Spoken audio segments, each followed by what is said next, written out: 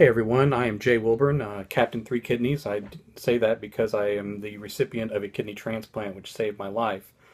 Those of you who don't know my story, I had polycystic kidney disease. It's genetic, and all through your life, cysts build up in your kidneys until eventually you have kidney failure, dialysis, and then eventually death if something doesn't intervene. In my case, I was blessed by a living donor who gave me a kidney which saved my life just in time. Um, my grandmother, my father, and my brother all died of polycystic kidney disease while on dialysis, but I was blessed with a transplant. That happened for me on February 8th of this year, 2017. Now, I had a rejection episode in June. It was caught early when my numbers went a little bit off, and I spent some time in the hospital over the 4th as they were trying to give me medicines to counteract it. Now I'm kind of in a new normal where the new meds are interacting with the old ones, and I have to be careful with being sure I'm getting the right nutrients, getting a lot of exercise, and have to take my meds at particular times and with enough water and food and all that. And so my life kind of has to fall into that track. Um, Staying healthy is a big priority. This morning I walked 3 miles. I'm trying to get back up to six. I'm a writer, and I had a writing convention this past weekend. Did a little bit of walking before the convention, but not the exercise I had been doing.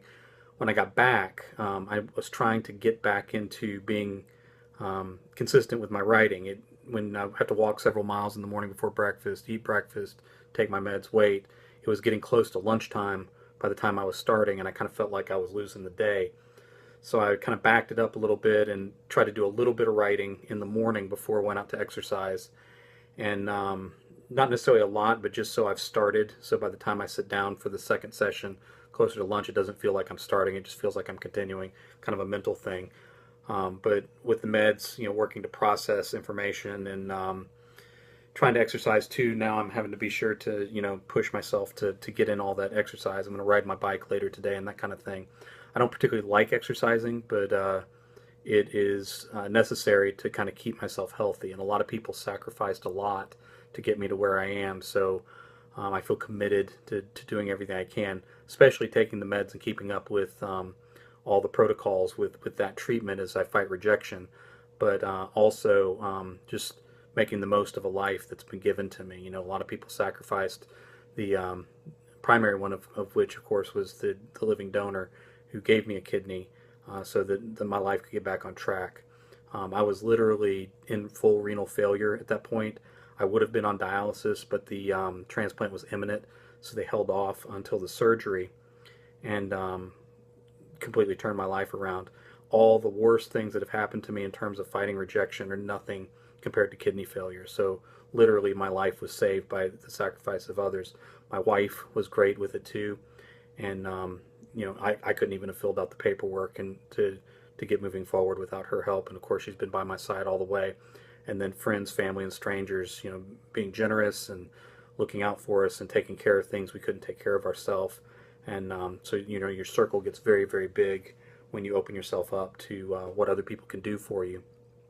Finding that balance has been tough. I want to be able to obviously take care of my health. I also want to continue to write as I've done, and then of course I appreciate being around my family, having time, and the potential to watch my children grow up, which was not in the cards for me before the transplant.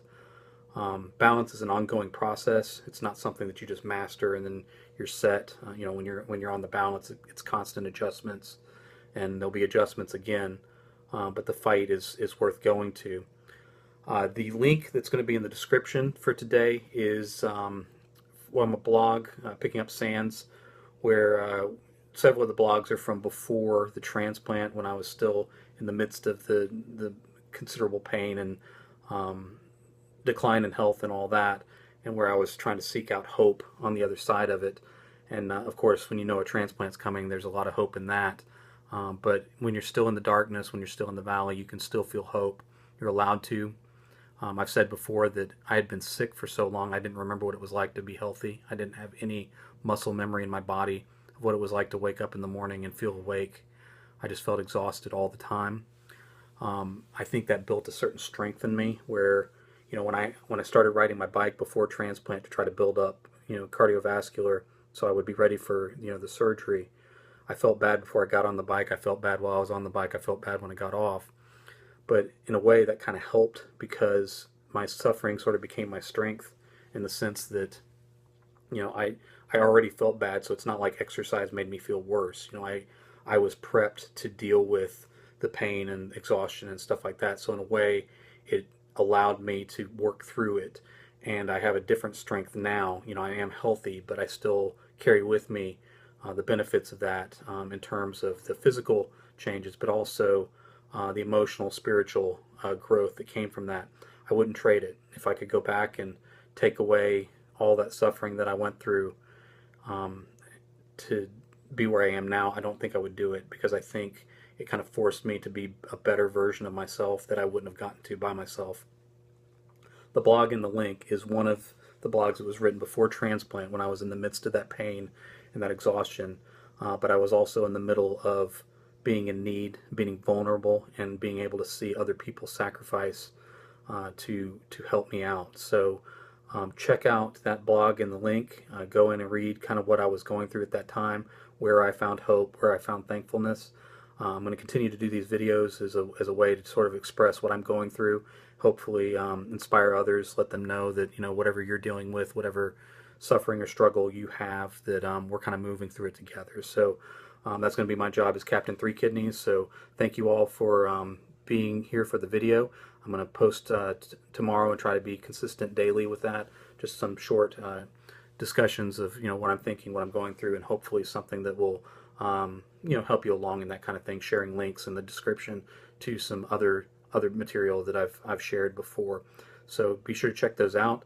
I'm very thankful to be alive, because it is not a blessing that's afforded to everyone. I know that from my own family.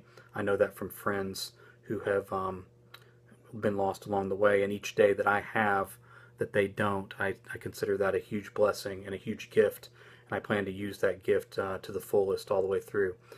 For these things I am grateful, and for these things I will rise up and be thankful. Thank you.